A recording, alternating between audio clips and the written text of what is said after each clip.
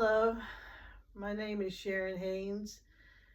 Today I would like to talk about I can't believe it's yogurt, Austin, Texas killings, the murders of these young teenage girls. And the reason I would like to talk about it is because I knew these girls personally. I've been to that yogurt shop, I used to frequent it. I'm from Austin, Texas. Austin is my hometown, and also because one of my in-laws, her name's Sue, she used to work for a law office, and her law office was very involved in the yogurt shop murder case. And she knew inside information about the case that the police did not allow the public to know. And she said the reason they didn't let the public know is because the investigation was ongoing. They didn't want to release any information, certain information, because they were still looking for the killer. And when they listened to confessions, they wanted to hear somebody confessed something that happened that the general public did not know about, and that way they would know they got the killer. But this happened over 30 years ago. The case has still not been solved, and so I'm really ready to spill the beans. I'm not going to keep silent any longer because I think the public should know the truth about the details of this case. So, my in-law Sue, she told me that this was a very occult style killing, as in satanic ritual occult killing. She said that evidence was found at the scene of the crime by the firefighters and the first responders and police officers that this was a very occult style killing. And she said that she couldn't tell me what that information was. I asked her how it was an occult killing, and she said she couldn't tell me. She said that she had already told me more than she was supposed to tell me, and she only told me because I'm family. And I asked her, I tried to get more information out of her, and she told me that these poor girls were unspeakably tortured.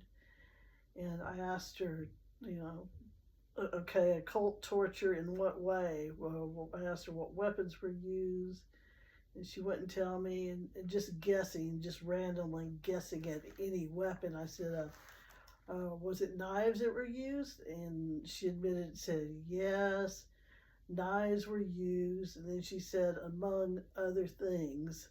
So other things, plural. Knives were used on the girls, and also other things that are occult, in nature. And so I've been doing, investigation into this case. And so here's the information that I have. I used to, when I would visit the yogurt shop, I would go there with one of my closest friends, Donna Rose. And my friend Donna Rose, she's an Anabaptist. She's very religious. The Anabaptists, they have very strong Amish roots, and so they don't drive horse and buggies, but they're almost that far out there. They have a commune, and they wear long dresses and no makeup and long hair and no jewelry. And the girls wear long hair, don't get their hair cut. And so anyway, Donna Rose and I, we would sometimes go to the shop, and sometimes bring, Donna Rose's sister, Andrea, And we'd go over there to enjoy some frozen yogurt and fellowship. And, Donna Rose told me my first time there, she told me that the shop was a Christian shop owned by Christians, by a Christian family, and that the parents, their teenage daughters, helped run the shop. And so we sitting there, we just, it felt just so peaceful and just, quaint, relaxing, and I felt like I was in one of the safest places in the world. I was there with my Christian friends and the Christian-owned shop, and we would talk about the Lord while sitting there and talk about how good the Lord is. And I remember one time Donna and Rose and I were talking about the Lord, and Jennifer joined in our one of the yogurt shop girls, Jennifer, she joined in our conversations, talking about how good the Lord is. And I remember her she had such a big smile. Her smile would just light up the room, and her eyes would just sparkle. And she was very thin but wiry. They were FFA girls. FFA is Future Farmers of America. And so they were very strong. They could take down a cow. They were strong girls. And, they were raising a pig and a lamb. And, so anyway, I just, didn't feel like anything bad could ever happen at that place. If you had ever told me the horrors that, would happen there a couple of years later, I wouldn't have believed you. I would have said, that's impossible. You're crazy. I said, not here, not in Austin, not at this quaint, nice place. It's nice here. And why would something like that happen at a yogurt shop of all places? Yogurt shop's not exactly a dangerous place to work. The yogurt shop was on Anderson Lane in North Austin, and I worked in North Austin on Anderson Lane as well. I worked at James Avery Craftsman, a jewelry store, and my job was much more dangerous because a bunch of young women that were locking up a jewelry store at night with very expensive jewelry and large amount of cash and no security guards. And so that was a very dangerous job. And I'm surprised my parents let me do that, but it was a lot safer time back then. Crime was low in Austin, and crime was much higher in places like Houston and Dallas, but Austin was one of the 7 safest cities in the United States at the time. And Austin, it was much smaller then. It's really crowded now, but Austin had a real small town feel to it, and everybody there, seemed to know pretty much everybody. And also, my hairdresser was actually, believe it or not, a suspect in the killings because he was one of the last people to see the girls alive. So my hairdresser, Clark Collins, he went to the yogurt shop. He was there the night of the murders.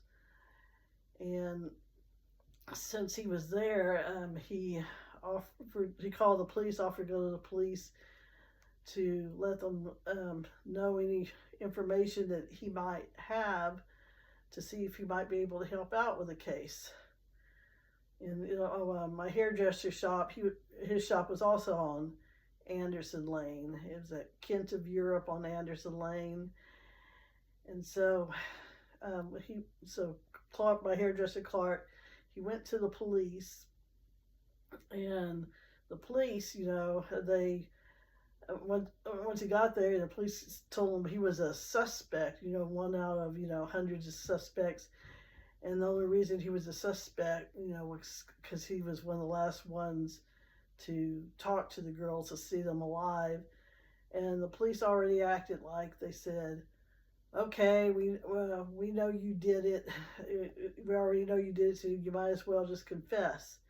And Clark, he said, and look, I guarantee you, if I would have done it, there is no way I would come here to talk to you to give you answers of how I might help with the case. And so the police calmed down. They said, okay, you didn't do it. And so I talked to him and asked him what color shirt were the people wearing at the tables next to him and information like that. And he, of course, he couldn't remember what color clothes people around him were wearing.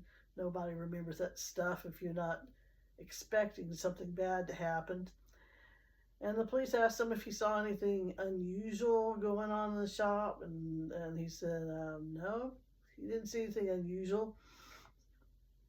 So that was just his perspective. I've heard from the police reports there were some strange looking boys, a couple of strange looking boys and strange looking men hanging around.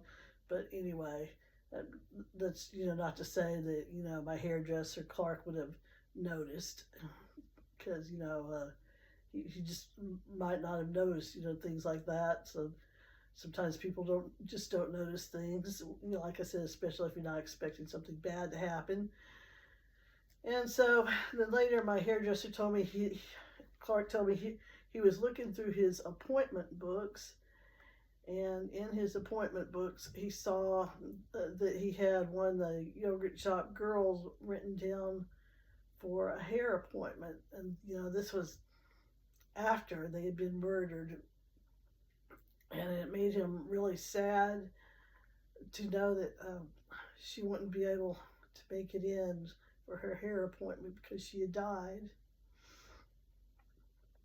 And so these were just the nicest, purest Christian girls.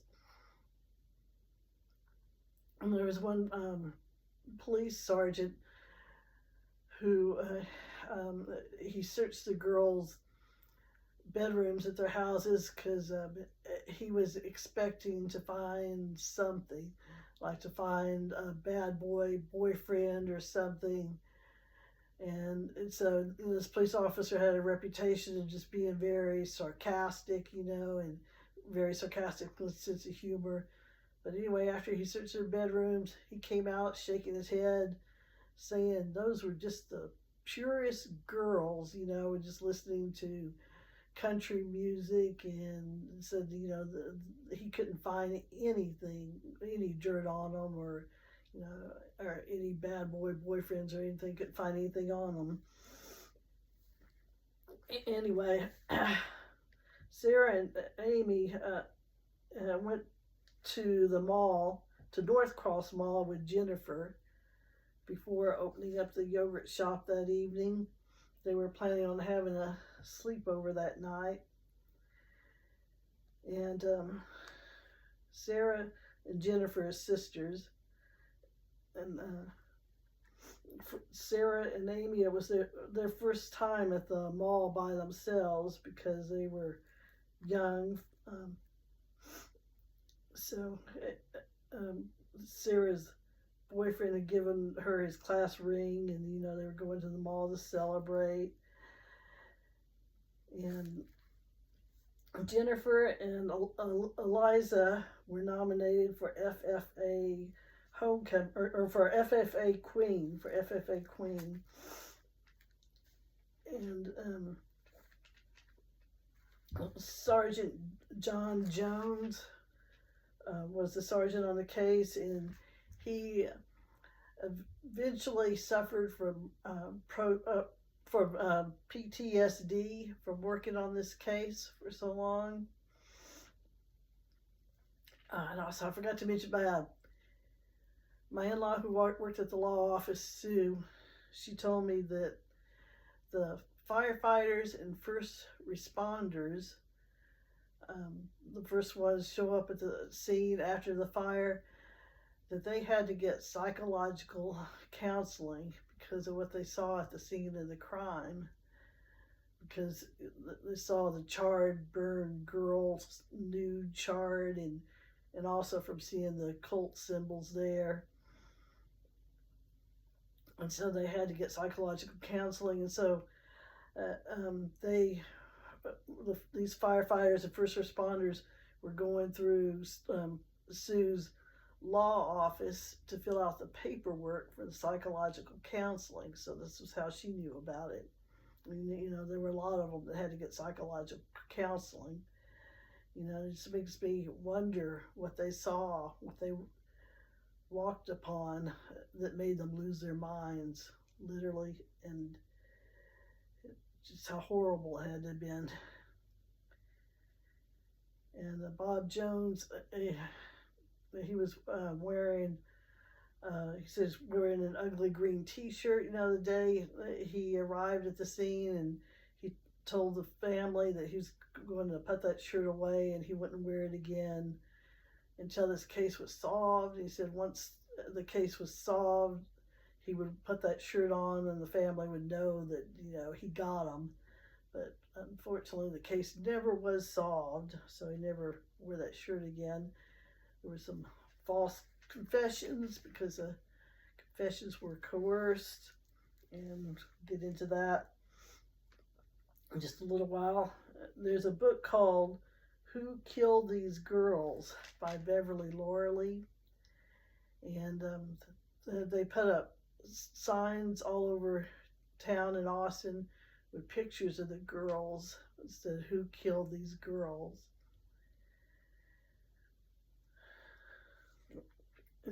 And Jennifer and Eliza were closing the store that night, so they were, you know, they were just teenagers, but they were very responsible. So they had teenage girls closing the store.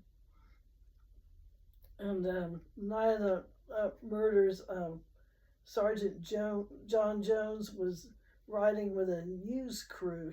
The news crew had been riding with him all day long. They were riding on that night, and they were complaining about how bored they were because nothing was happening because Austin was very low crime.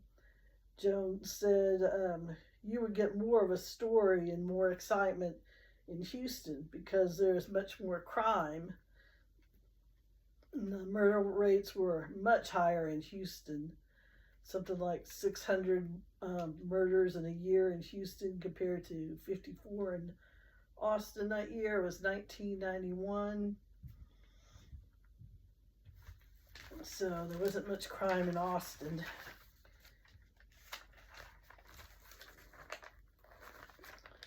Sarah and Liza, okay, this is, at the scene of the crime, they discovered that Sarah and Eliza had their hands bound behind their back, and they were all naked. And John Jones said his 21 years as a police officer, he had never seen anything like it. And all but Amy were gagged. And Sergeant Jones, he talked about the evil of the ligatures. And ligatures is a series of knots. And so I did some research on this, and the occult uses ligatures, a series of knots. And I was reading about how the occult uses these knots, and it appears that these girls had the same types of things done to them that the occult does with these types of knots.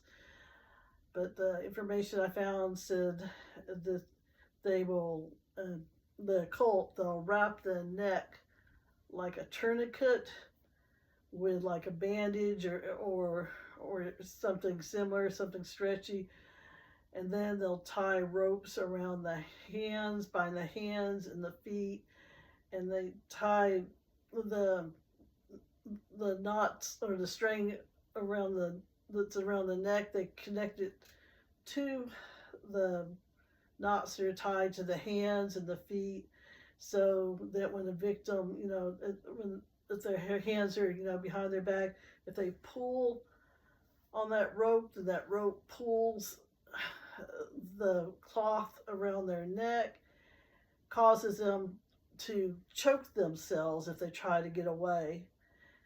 And so these girls, their necks were bound with a stretchy sock-like fabric. And in the occult, sometimes they even bind victims to each other. And it's possible that these girls might have been bound to each other because they were stacked one on top of another before they were burned, but they were killed before they were burned. So it's possible they could have been bound together. Not sure on that, but they were definitely bound. They were definitely stacked on top of each other, so it's quite possible. And if two people are bound together, then you're struggling trying to get away. You're not only hurting yourself, you're hurting the person that you're tied to. 15-year-old Sarah was found on her back, her hands bound behind her back. Her legs were spread, and an ice cream scoop was found on the floor, pointing toward her pelvic bone inside her thighs. So it's pretty graphic. And the girls were raped, and Jones was the only homicide detective on the streets that night. And so he just couldn't believe what he walked into, the evil he saw.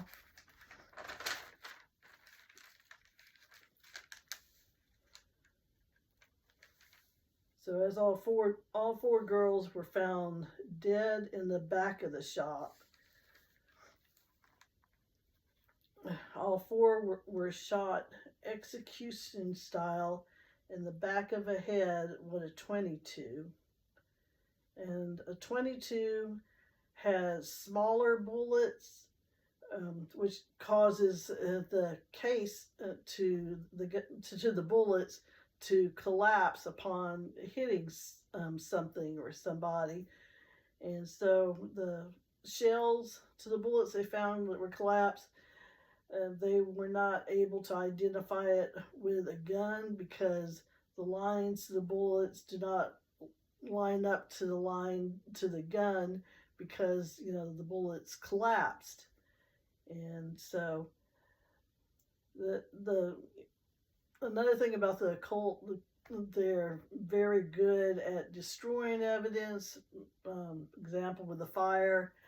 And they're also, another way to destroy evidence is with the type of gun they use, a .22, making it hard to match up the bullets to the gun because, like I said, spent bullets, since it's a smaller, weaker bullet, it collapses, and that way you can't line up the lines to the gun to identify who the gun owner is.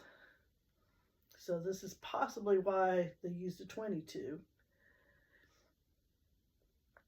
In order to keep from being caught, keep finding out who the gun owner is who the gun is registered with. Reports said the girls had been forced to kneel with their arms bound behind their heads. And so another report said that they were shot in the back of the head. They were found face down. Well, I suppose it's they're forced to kneel and their hands are bound behind their head. And once you're shot in the back of the head, then the force from the bullet pushes you forward. And that way you would be found down, face down. That would make more sense to me than being found face down, shot in the back of the head, when another report said they were forced to kneel.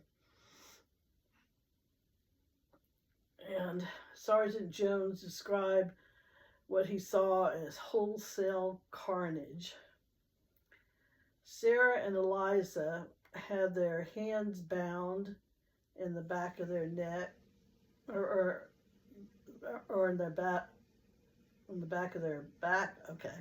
Sarah was found on the floor. Okay, I read that part. Eliza, 17 years old, was found spread eagle, stacked sideways on top of Sarah, with her hands also bound behind her back. So this goes along with the occult style ligatures. Sometimes they're bound in sexual positions. This sounds like possibly a sexual position because Eliza was stacked spread eagle sideways on top of Sarah. So that sounds like they're stacked. Okay, this is very graphic. The occult killings and satanic occult ritual killings, they often degrade the victims by just doing things to their bodies, like carving symbols in their body, and then also like placing the bodies in vulgar positions, and maybe removing a head and setting the head on top of the stomach or something, just rearranging body parts in just vulgar, degrading ways. And they do this in order to degrade the victim. And so this is, very much a possibility. And, well, of course, they were also stacking the bodies to burn them, but, but with the police officer talked about the evil of the ligatures. I think they were tied, bound, possibly in a sexually degrading way, and they do this because, well, the devil hates Christians and the devil hates God. The devil can't get to God because God's a spirit. So God, the devil tries to hurt God by hurting God's children. And so these were Christian girls. And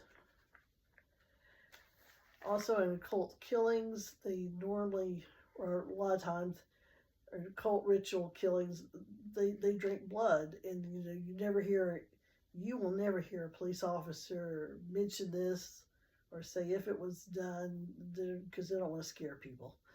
So, but the cult killings it happens, and it's biblical. It happened in biblical times. There were Baal worshipers. It's in the Bible, and these things happen.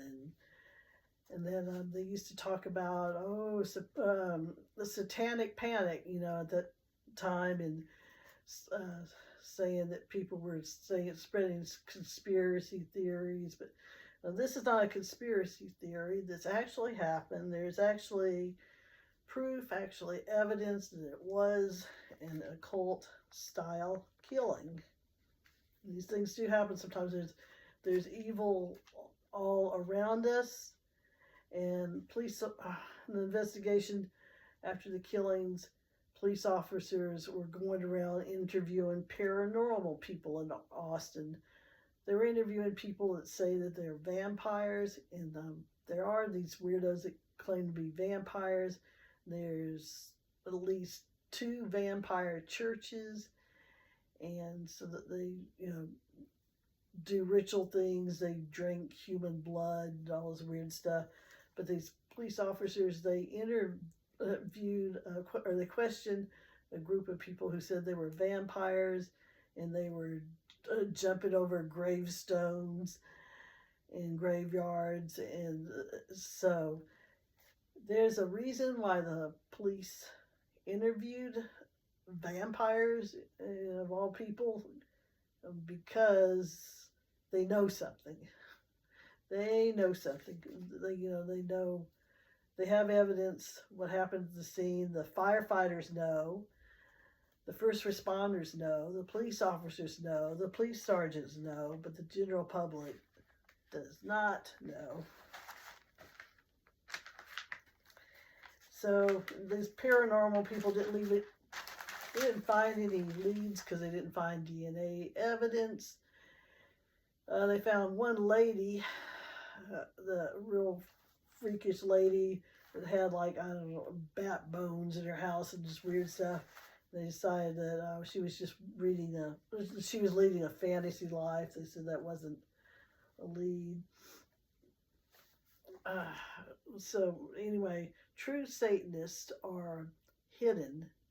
You don't see them. They don't go around jumping gravestones saying, I'm a vampire, we're vampires.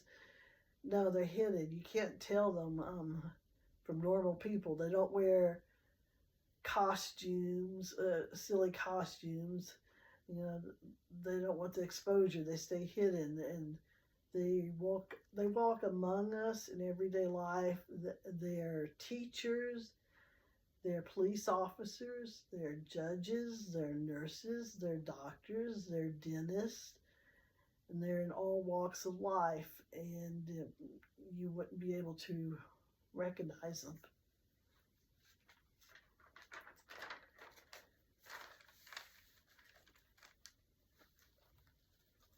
And the firefighters, when they put out the fire, they destroyed some of the evidence.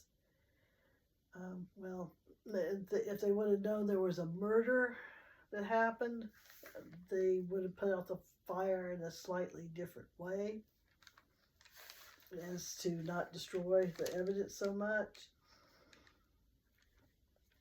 And the bodies were so charred that they were hardly distinguishable from the rest of the scene. Insulation had fallen from the ceiling, cans exploded, syrup spilled, and one of the girls, her cross necklace melted into her body.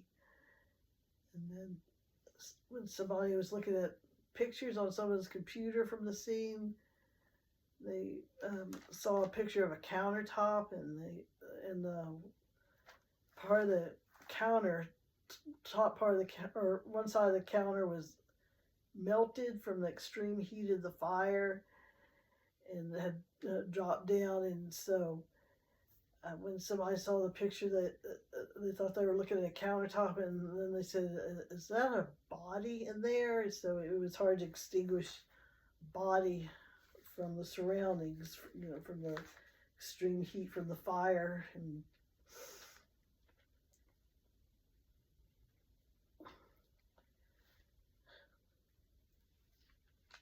there was evidence that the girls were forced to undress themselves.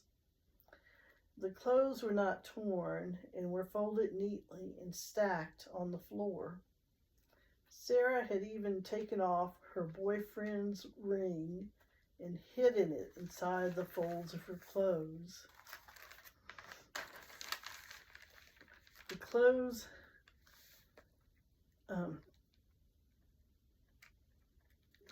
the clothes did have cuts on them, though. The killers used this as a type of aggression, terror, and control. So they were cutting the girls' clothes in order to intimidate them. And all the clothes were found along the back door. So it is clear that the killers brought the girls under control in that part of the room. So that was where, in the back room, was where they raped the girls and did all that stuff to them, tortured them before they killed them. Sarah, Jennifer, and Eliza were gagged with items of their own clothing.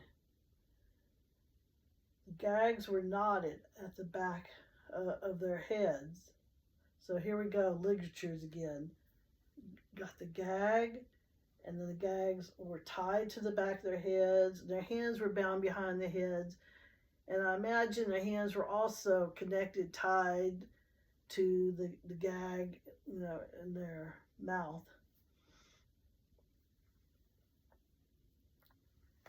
because it does say the gags were knotted at the backs of their heads. The gags were knotted at their backs of their heads, and their hands were bound behind their heads. And to be gagged with articles of your own clothing, I can imagine what clothing parts they use for that, and it just sounds gross. And they could use their socks, their underwear, possibly a scarf or a hat. I don't know, whatever would fit in your mouth. It's just not pleasant to think about. None of it. Sarah and Eliza were bound with their hands at their backs of their heads and then raped. Eliza first and then Sarah. Sarah, Jennifer, and Eliza were laying face down. Yeah, I mentioned that. They were most likely kneeling while they were shot and then fell face down. The killers positioned Sarah to lie on her back and moved Eliza to lay across Sarah. Okay, I mentioned that. The crime scene analyst believed Amy was the last one to be killed. She had also been sexually assaulted as well as strangled by sock-like cloth material wrapped around her neck. So there you go, another ligature. And one of the boys who did a false confession, he had poor memory, and the police said, "Oh, we'll help you remember," but they were really just putting words in his mouth, trying to get a confession. And the boy, while sitting there, police took a little break, and they walked away. The boy was reading the police papers, and when the police came back, he had a stunned, blank look on his face. And then he asked the police, "Did I choke somebody with a Gara?" I think he said. Anyway, so it said on a police report that somebody was choked. Amy was shot with a .22 like the others, but it didn't kill her. So they shot her again with a .380 to the side of the head. Oh, I'll tell you, these are professional killers here. It is believed the killers stacked the bodies one on top of another and set the fire. So the girls were already dead by the time they set the fire. And, my relative Sue that works in the law office, she told me that the fire was started to destroy evidence of the DNA from the rapes, and destroy the evidence that it was an occult style killing as well. So Satanists are very good about destroying evidence, like I said. It is believed the firefighters' hoses may have knocked the bodies off of each other. Well, yeah, the hoses are very powerful. The yogurt shop was in a strip center. Well, it is also suspected that, since Amy's body was found a little away from the girls, it's suspected that someone could have dragged Amy away by the right arm. So I don't know the reason for dragging her away, why they did that, but. And the killers most likely escaped out the back door, because the back door was ajar. The front door was locked with the key still in it, because that was the way that the girls would close up shop. First they lock the door with customers still in the store, to keep more people from coming in, and they leave the key in until later on they remove the key. But so when the police arrived at the scene, the front door was locked, the key's still in it. and the girls had locked themselves in the yogurt shop with the killers. And the back door was ajar. The police entered through the back door, and it was suspected the girls maybe didn't lock the back door, but no, more likely the killers escaped through the back door after they started the fire. And right behind the yogurt shop, there's a creek just directly behind it, and woods, lots of trees.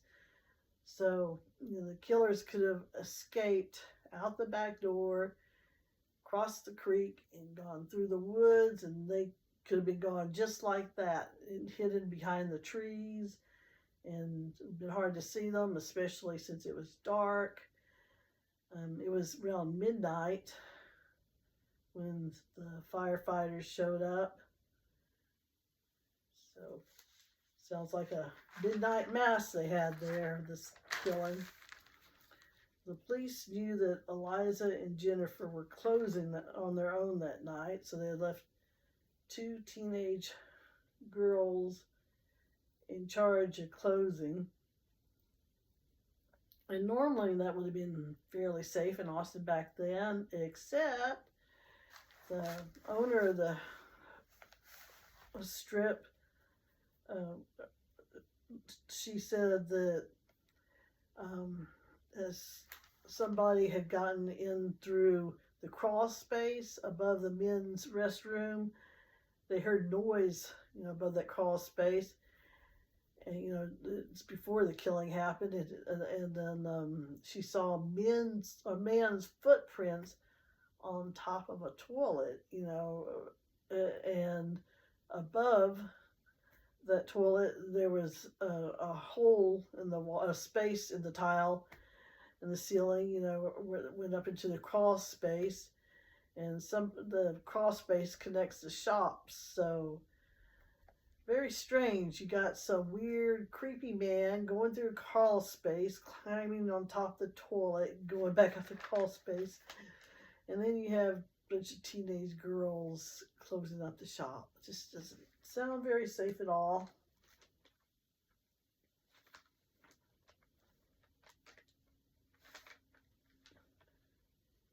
And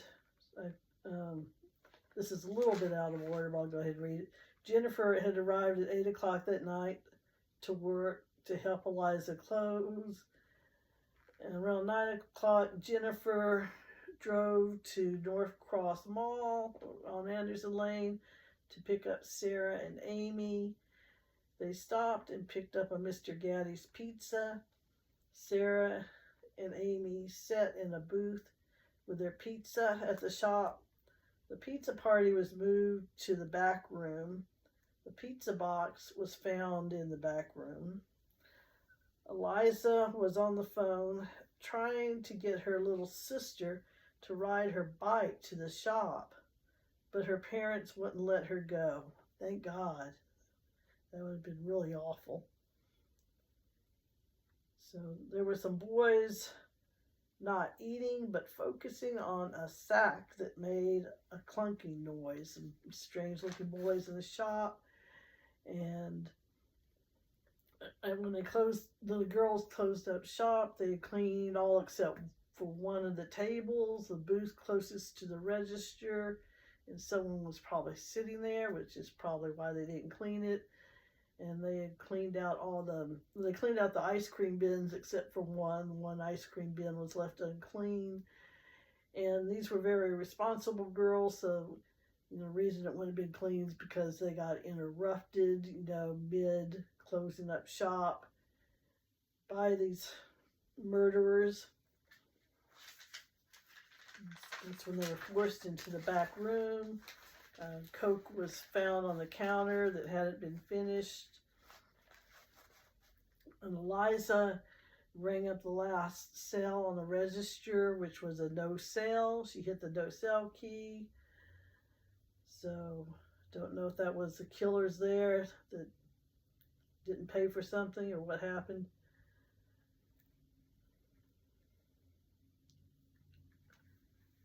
And so, after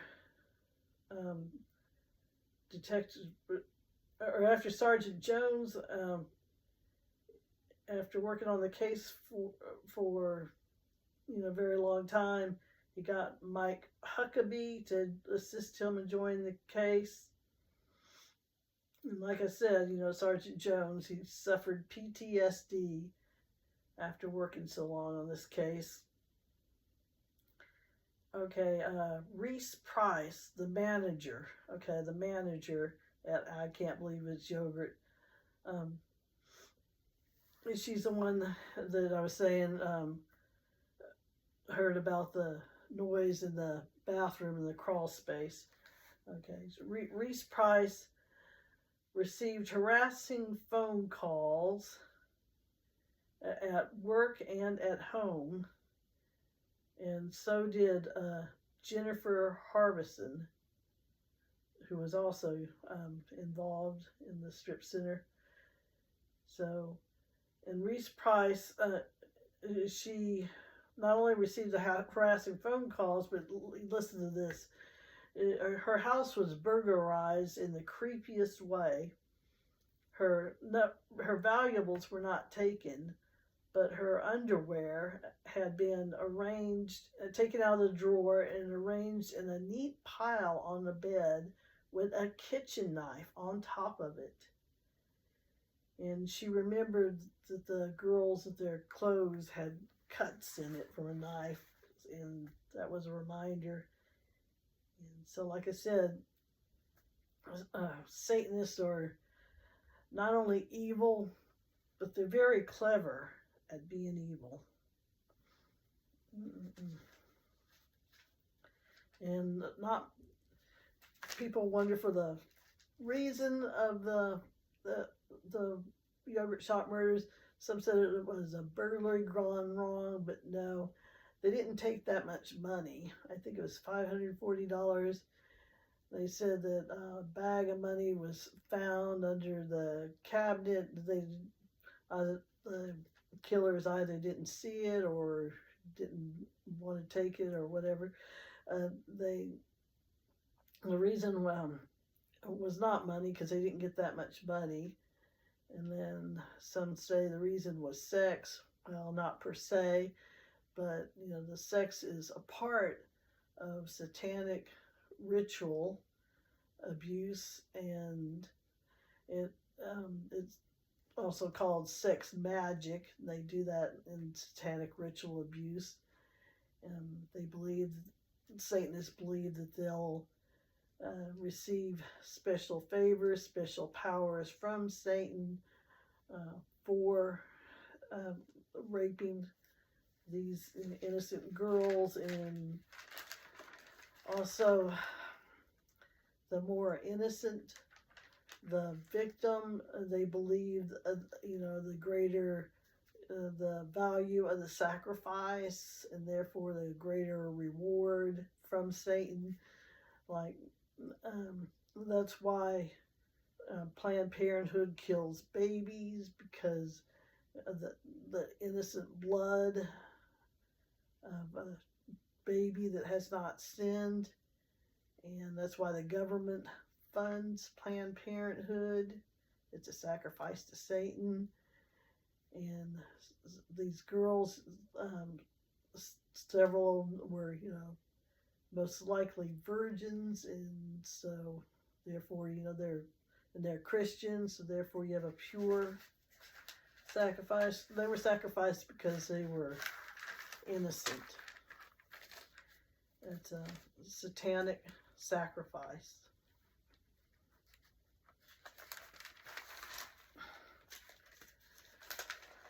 Okay.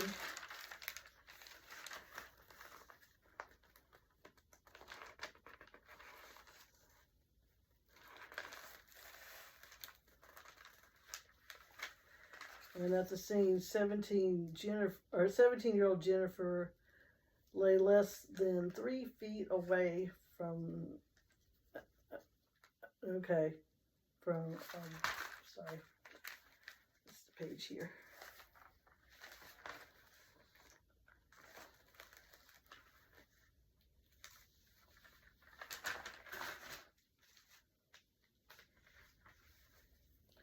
Okay, Eliza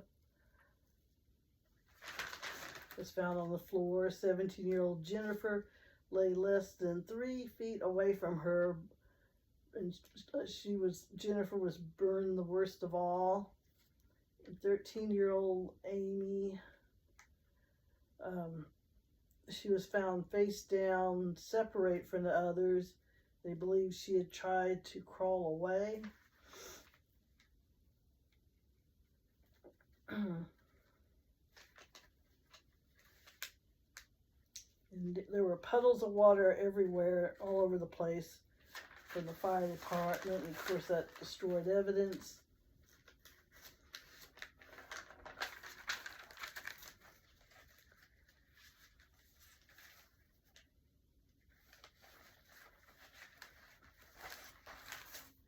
And I'm almost done here. There's something else I wanted to read.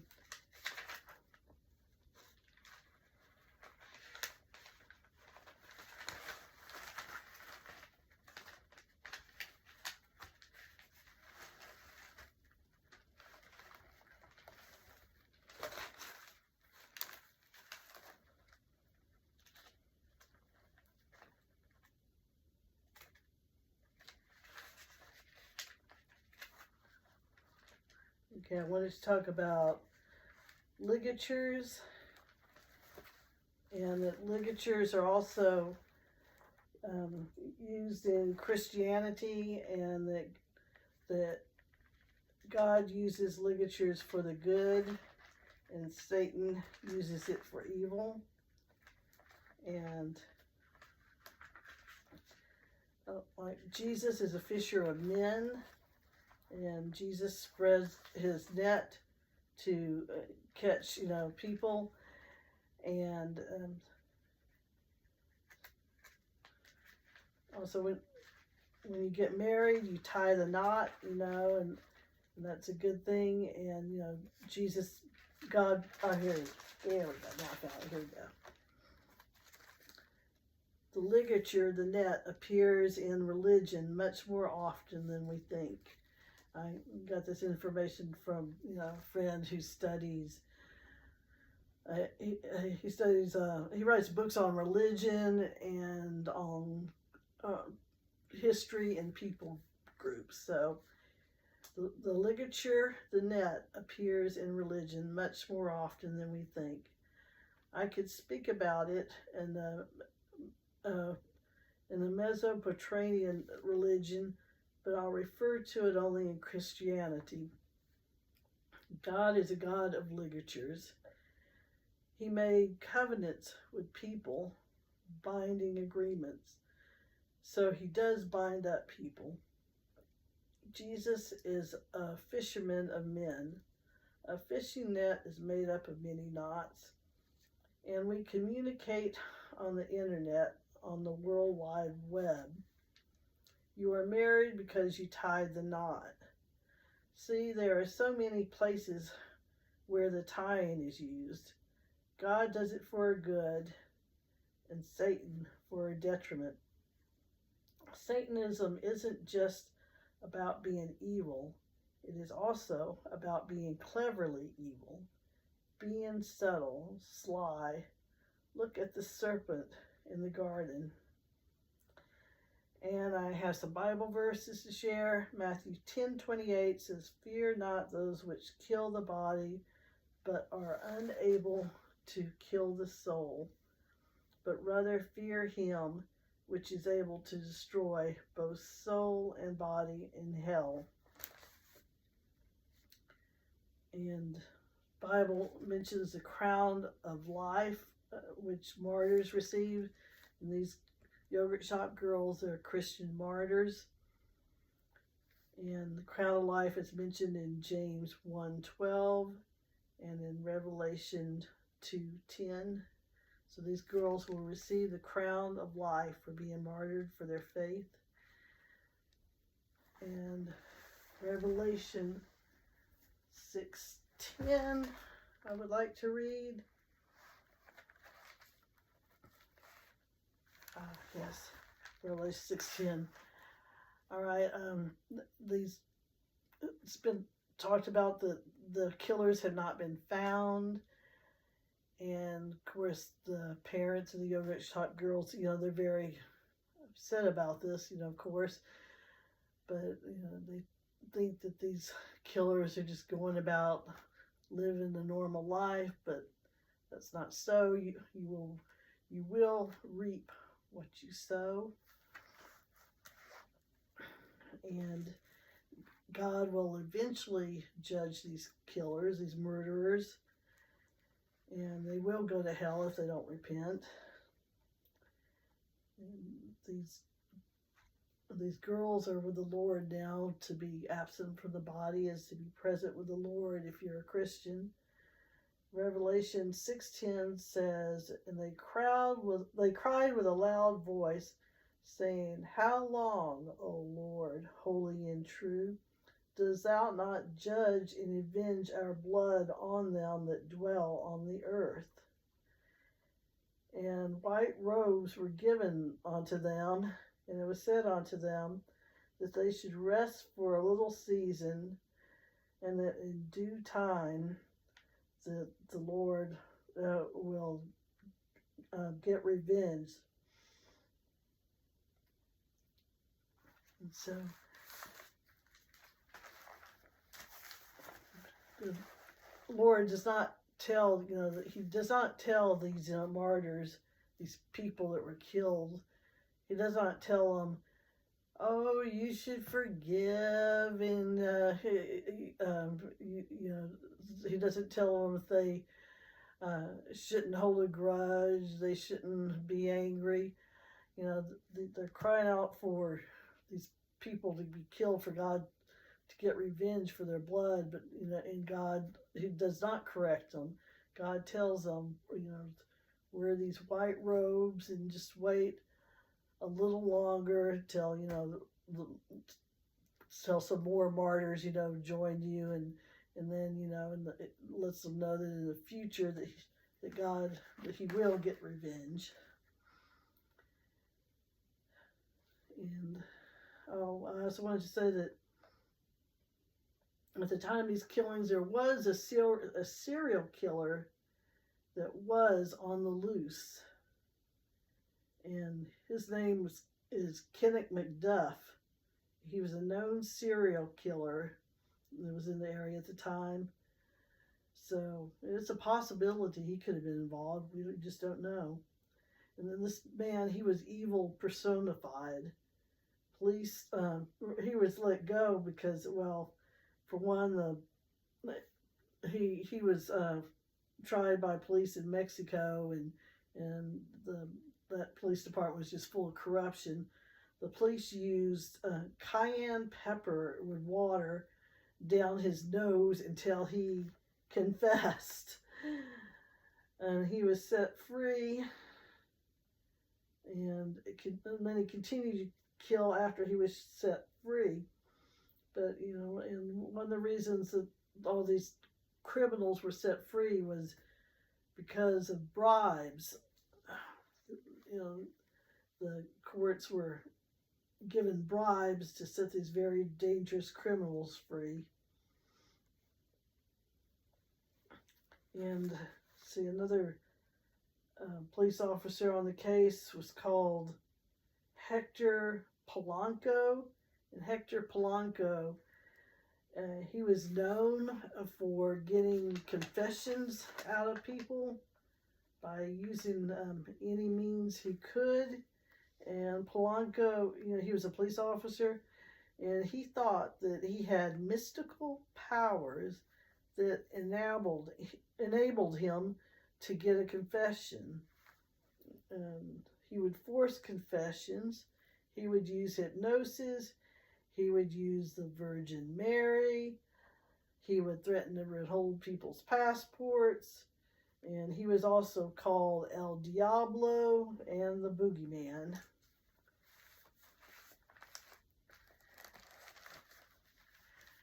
All right, well, that's everything I have on the yogurt shop murders. I will add that the yogurt shop girls, they went to Lanier High School, And like I said, they were at FFA and Lanier High School. They were rivals with my high school. I went to Pflugerville High School. That was before I went off to boarding school. But we, you know, we were rivals, and Pflugerville was known for often winning state competitions for the biggest pigs, the biggest hogs, and so yeah, that's everything that I have, and so cases, like I said, still not solved. Well, take care. God bless.